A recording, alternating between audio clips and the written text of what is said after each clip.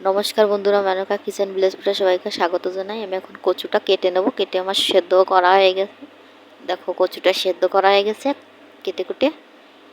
Tomato কুচি, আদা বাটা, জিরে বাটা, মাছ ভাজার কড়াইতেই বসিয়ে দেবো সর্ষের তেল। তোমরা চাইলে রিফাইন তেলও দিতে পারো। দেবো গোটা জিরে, দেবো তেজপাতা,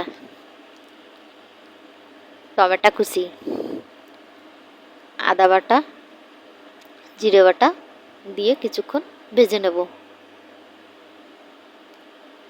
ভেজে নেওয়া হয়ে গেছে। এবার দিয়ে দেবো কচু, সেদ্ধ করা কচু দিয়ে হলুদ গুঁড়ি,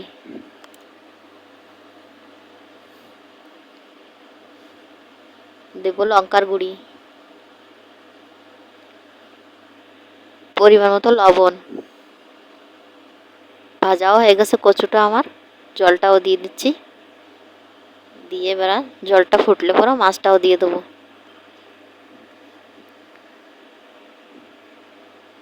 মাছটাও দেওয়া হয়ে গেছে। এবার কিছুক্ষণ পরে নামিয়ে নেব। নামানো হয়ে গেছে। দেখো কত সুন্দর দেখতেও লাগছে, খেতেও দারুণ লাগছে।